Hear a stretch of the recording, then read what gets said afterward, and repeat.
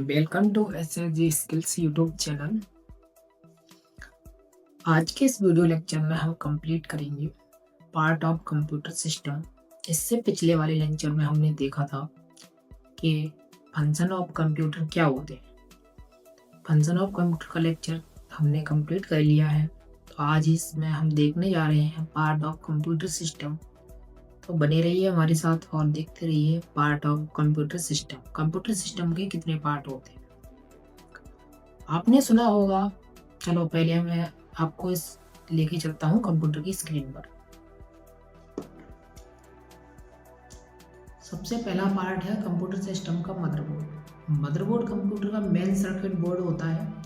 यह इलेक्ट्रॉनिक की thin plate होती है। CPU मेमोरी को आपस में जोड़ती है। हार्ड डिस्क ऑप्टिकल्स ड्राइव जोड़ने के लिए इनमें कनेक्टर होते हैं। एक्सपेंशन कार्ड मदरबोर्ड पर होते हैं, मतलब कंप्यूटर के अंदर जो भी कुछ होता है मदरबोर्ड में ही फिट होता है, जैसे CPU मेमोरी हार्ड डिस्क और भी रैम रोम जितनी भी चीज़ें हैं सब एक मदरबोर्ड के अंदर फिट होती है। मदरबोर्ड क्या होता है, ये एक सर्किट होती है जो इलेक्ट्रॉनिक से बनी होती है।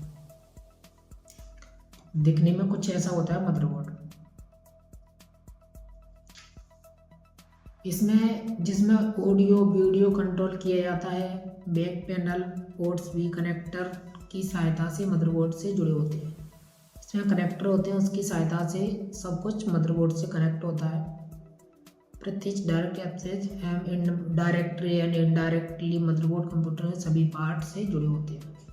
मतलब डायरेक्ट मदरबोर्ड से कुछ पार्ट जुड़े होते हैं, कुछ इनडायरेक्ट मतलब केबल के माध्यम से, और सब कुछ मदरबोर्ड से ही जुड़ा होता है। मदरबोर्ड देखने में कुछ ऐसा होता है। उसके बाद है हमारा CPU या प्रोसेसर, कुछ भी बोल सकते हैं। CPU जिसे प्रोसेसर भी कहा जाता है, CPU को ही हम प्रोसेसर कहते हैं। वह कंप्यूटर के अंदर पाया जाता है या कंप्यूटर के अंदर होता है जो कि मदरबोर्ड से जुड़ा होता है, जो कि मदरबोर्ड में फिट होता है। क्या CPU प्रोसेसर को ब्रेन ऑफ द कंप्यूटर भी कहते हैं। प्रोसेसर को क्या कहते हैं, brain of the computer. CPU को भी ब्रेन ऑफ द कंप्यूटर कहते हैं। प्रोसेसर का काम कंप्यूटर पर आपके द्वारा दिए गए कमांड को पूरा करना होता है। प्रोसेसर क्या काम करता है, जो हम कमांड देते हैं उस कमांड को प्रोसेस करके और हमें जो आउटपुट दिखाना होता है वो दिखाता है प्रोसेसर। जब भी आप कोई की प्रेस करते हैं या माउस पर क्लिक करते हैं या कोई सॉफ्टवेयर को ओपन करते हैं तो आप CPU को एक इंस्ट्रक्शन सिग्नल भेजते हैं। जैसे हम कीबोर्ड से कुछ की प्रेस की या माउस से क्लिक किया या कोई सॉफ्टवेयर ओपन करते हैं तो हम उसके थ्रू एक मदरबोर्ड को सिग्नल देते हैं कि CPU को सिग्नल देते हैं कि हमें ये टास्क परफॉर्म करना है। नेक्स्ट देखते हैं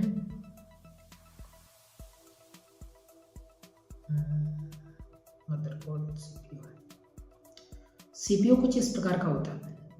ये इंटेल कंपनी का CPU है, ये प्रोसेसर भी बोल सकते हैं इसे। CPU 2 इंच का एक सेरामिक बॉक्स होता है। ये 2 इंच का होता है CPU सेरामिक बॉक्स होता है जिसमें सिलिकॉन की चिप लगी होती है। इसमें सिलिकॉन की चिप लगी होती है CPU के अंदर, जो उसके अंदर होती है, उसी के अंदर होती है। CPU मदरबोर्ड के CPU सॉकेट में लगाया जाता है। जो मदरबोर्ड के अंदर CPU का सॉकेट होता है उसमें CPU को फिट किया जाता है। एक हीट सिंक से कवर किया जाता है। इसके कवर ऊपर एक हीट सिंक लगाई जाती है जिससे इसको मतलब जो सिंक मीन्स जो इसकी हीट है उसको ऑब्जर्व कर लेती है वो हीट सिंक, जिससे जो हमारा CPU है वो ज़्यादा हीट नहीं होता है। जो CPU को उसकी गर्मी बाहर निकालता है, मतलब जो अभी मैंने बताया उसकी जो गर्मी है उसे एब्जॉर्ब कर लेता है। प्रोसेसर की स्पीड को मेगाहर्ट्ज़ या गीगाहर्ट्ज़ में दर्शाया जाता है। जो प्रोसेसर की स्पीड होती है उसे मेगाहर्ट्ज़ या गीगाहर्ट्ज़ में दर्शाया जाता है, जिसे हम MB या GB कहते हैं, MB या GB कहते हैं। दोबारा दर्शाया जाता है। उसके बाद है मेमोरी। मेमोरी के अंदर है रैम। इससे पिछले वाले लेक्चर में भी हमने रैम को पढ़ा था, इसमें भी थोड़ा और पढ़ेंगे। रैंडम एक्सेस मेमोरी आपको कंप्यूटर की शॉर्ट टर्म मेमोरी होती है, जो कंप्यूटर की शॉर्ट टर्म मेमोरी होती है उसे हम रैंडम एक्सेस मेमोरी कहते हैं या रैम कहते हैं। जब भी आपका कंप्यूटर कैलकुलेशन परफॉर्म करता है तो डेटा टेम्परेरी तौर पर रैम में स्टोर होता है जब तक उसकी आवश्यकता होती है या जब तक कि कंप्यूटर को शट डाउन या रिस्टार्ट ना किया जाए। मतलब जो हमारा डेटा है ना वो टेम्परेरी बेस पे रैम के अंदर स्टोर रहता है जब तक हम कंप्यूटर को शट डाउन या रिस्टार्ट नहीं करते। यदि आप किसी डॉक्यूमेंट, एक्सेल शीट या किसी अन्य फाइल पर कार्य कर रहे हैं तो आपको उन्हें सेव करना आवश्यक है। जब आप अपनी फाइल को सेव करते हैं तो आपका डेटा कंप्यूटर की हार्ड डिस्क में स्टोर हो जाता है, एक लॉन्ग टर्म मेमोरी होती है। जैसा कि जब तक हम अपनी फाइल को सेव नहीं करते तब तक वो डेटा रैम के अंदर परफॉर्म करता है। जब हम उसे सेव कर देते हैं तो जो उसकी हार्ड डिस्क है जिसे हम HDD बोलते हैं उसके अंदर जो डेटा है वो सेव हो जाता है। ये रैम की इमेज है। रैम कुछ इस प्रकार की दिखती है, चिप के फॉर्मेट में होती है, इसमें मल्टीपल चिप लगी रहती है। यहाँ पे लिखा है रैम को मेगाबाइट या गीगाबाइट, MB या GB में मापा जाता है। जितनी अधिक रैम कंप्यूटर पर होगी उतने ही अधिक कार्य एक समय में कंप्यूटर कर सकेगा। कहने का मतलब जितनी ज़्यादा GB की रैम होगी उतने ही कंप्यूटर कार्य एक समय में कर सकेगा। मतलब एक साथ कई टास्क अपन परफॉर्म कर सकते हैं अगर अपने कंप्यूटर में अच्छी रैम है। यदि कंप्यूटर पर पर्याप्त रैम नहीं होती है तो कंप्यूटर पर लैग दिखाई देगा। कंप्यूटर पर अगर कम रैम है अपने कंप्यूटर में तो वहाँ पर लैगिंग होती है। जैसा कभी देखा होगा जो कम रैम वाले कंप्यूटर होते हैं वो रुक रुक कर चलते हैं तो उसे हम लैग बोलते हैं। तो उसे हम कहते हैं कि लैग कर रहा है या लैगिंग। कंप्यूटर प्रोग्राम ठीक से कार्य नहीं करेगा जब एक समय पर एक से अधिक सॉफ्टवेयर को ओपन करने की कोशिश करेंगे। कंप्यूटर की परफॉर्मेंस को बढ़ाने के लिए अधिक रैम का उपयोग करते हैं। जब हम कंप्यूटर की परफॉर्मेंस बढ़ाना चाहेंगे तो हमें अधिक रैम का उपयोग करना होगा। अब देखते हैं हम hard disk. Hard disk long term memory है, इसे सेकेंडरी स्टोरेज डिवाइस भी कहा जाता है। हार्ड डिस्क क्या होती है? एक लॉन्ग टर्म मेमोरी होती है जिसे हम सेकेंडरी स्टोरेज डिवाइस भी कहते हैं। Hard disk software, file, document, photo, video आदि को स्टोर करने के लिए उपयोग किया जाता है। जो हार्डवेयर होता है, जो फोटोज़, वीडियोस, डॉक्यूमेंट, सॉफ्टवेयर, इनको स्टोर करने के लिए उपयोग किया जाता है। इसमें कंप्यूटर के बंद ऑफ शट डाउन होने पर के बाद भी कंप्यूटर पर डेटा सेफ सुरक्षित रहता है। अगर हमारा कंप्यूटर बंद कर देते हैं हम या शट डाउन कर देते हैं अपने सिस्टम को, फिर भी हार्ड डिस्क में जो डेटा स्टोर रहता है वो सुरक्षित बना रहता है। हार्ड डिस्क कुछ इस प्रकार की होती है, आपने कभी देखी होगी, ये कंप्यूटर के अंदर लगी होती है। जब किसी प्रोग्राम को रन करते हैं या किसी फाइल को ओपन करते हैं तो कंप्यूटर कुछ डेटा हार्ड डिस्क की रैम में स्टोर कर देता है और जब फाइल को सेव करते हैं तो डेटा फिर से हार्ड डिस्क में कॉपी कर दिया जाता है। हार्ड डिस्क जितना अधिक फास्ट होगा आपको कंप्यूटर का स्टार्टअप और प्रोग्राम की लोडिंग उतनी अधिक तेज़ी से होगी। मतलब हार्ड डिस्क क्या करता है, जब हम किसी सॉफ्टवेयर को ओपन करते हैं तो हार्ड डिस्क डेटा को रैम में ट्रांसफ़र कर देता है, जिसके थ्रू हमारे जो रियल टाइम डेटा परफॉर्मेंस होती है वो रैम के थ्रू हो जाती है। जब हम डेटा को अगेन कंप्लीट करने के बाद उसे सेव करते हैं तो अगेन वो हार्ड डिस्क में स्टोर हो जाता है।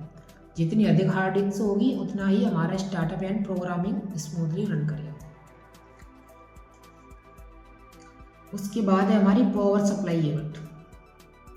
ये सीपीयू की कैबिनेट होती है ना, उसके अंदर लगी होती है पावर सप्लाई यूनिट, जिसके थ्रू जो मदरबोर्ड वगैरह, सीपीयू वगैरह सब के अंदर पावर की सप्लाई की जाती है। Power supply unit AC power को डीसी पावर में कन्वर्ट करती है। सबसे पहले क्या करती है, जो एसी पावर है उससे डीसी पावर में कन्वर्ट करता है, जो कंप्यूटर को पावर देने के लिए उपयोग में लाया जाता है। जो कंप्यूटर होता है हमारा उसमें पावर देने के लिए यानी इलेक्ट्रिसिटी यानी लाइट देने के लिए पावर सप्लाई का यूज किया जाता है। यह केबल के द्वारा मदरबोर्ड और दूसरे कंपोनेंट को पावर सप्लाई करता है। सप्लाई मीन्स पहले ही पता है, सप्लाई मीन्स सप्लाई करना, देना, तो वो मदरबोर्ड को या कंपोनेंट को पावर देता है, सप्लाई करता है power. Optical disk drive, CD DVD drive. जैसा कि पहले सीडी डीवीडी की जो कैसेट होती है ना, उसे हम ऑप्टिकल डिस्क ड्राइव बोलते हैं, वो भी एक हार्ड डिस्क ही है। ऑप्टिकल डिस्क ड्राइव कंप्यूटर के फ्रंट में होती है, जो वहाँ पे पहले पुराने वाले कंप्यूटर में लग के आती है, अभी भी आती है किसी किसी में, जो वो मदरबोर्ड सीपीयू होता है उसके अंदर लगी होती है। ऑप्टिकल ड्राइव का उपयोग सीडी डीवीडी द्वारा विंडोज़ इंस्टॉल करना, software install, Windows audio movie देखना आदि कार्य को कर सकते हैं। ब्लैंक सीडी डीवीडी का उपयोग कर अपने कंप्यूटर के सॉफ्टवेयर, मूवीज़, वीडियोस, ऑडियोज़ को ऑप्टिकल डिस्क ड्राइव की सहायता से सीडी डीवीडी में स्थापित राइट भी कर सकते हैं। जैसे कि देखते हैं पहले के जैसे कैसेट होती थी, जो सीडी और डीवीडी की वो खाली होती थी, तो उसे वो कहते हैं ये खाली है, और जो उसमें जब मूवी वगैरह डली होती थी कि भरी है। इसी प्रकार से क्योंकि जब वो उसमें कुछ डेटा स्टोर नहीं होता है तो सीडी है ना वो खाली होती है। नेक्स्ट,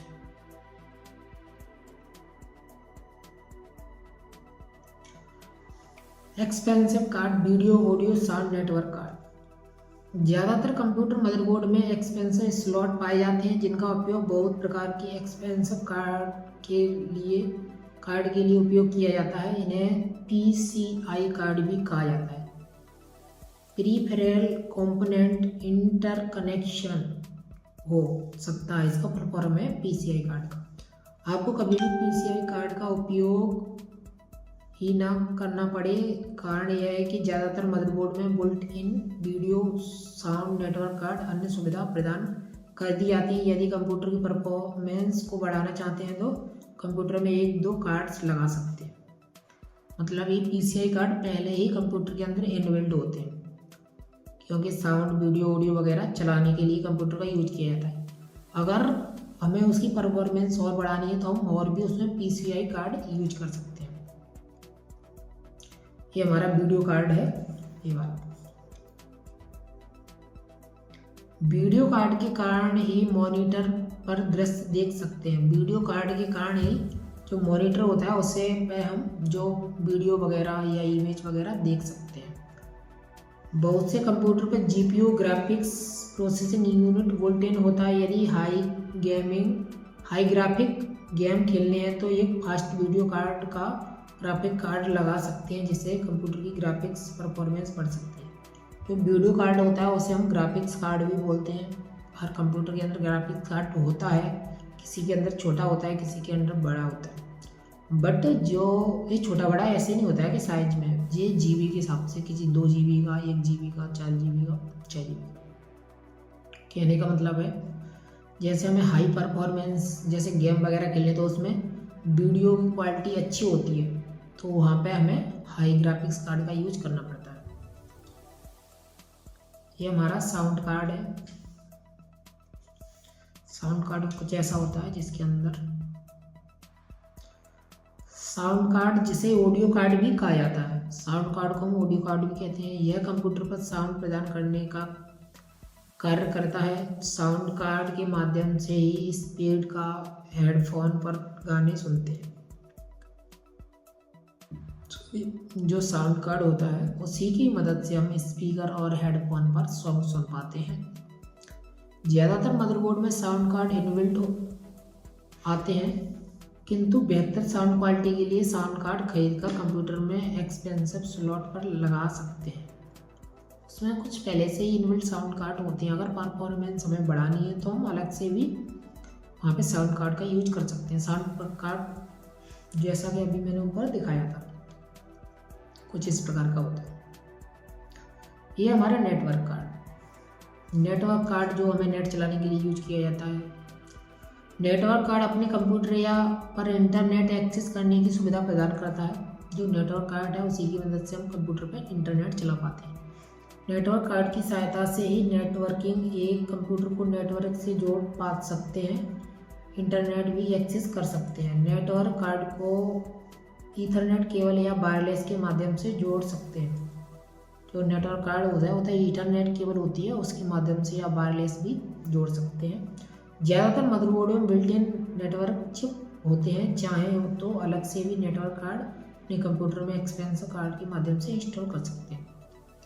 ज़्यादातर मदरबोर्ड के अंदर पहले से बिल्ट इन उसी के अंदर नेटवर्क कार्ड लगे होते हैं, बट हम चाहें तो अलग से भी नेटवर्क कार्ड का यूज कर सकते हैं। अब हम नेक्स्ट टॉपिक हमारा है introduction to Windows operating system, जिसे हम आने वाले लेक्चर में कवर करेंगे। इस लेक्चर में बस इतना ही। अगर आपको वीडियो अच्छी लगी तो वीडियो को लाइक करें, चैनल को सब्सक्राइब करें और बेल आइकन को प्रेस करें। और कोई भी क्वेरी हो तो आप कमेंट में बता सकते हैं। धन्यवाद।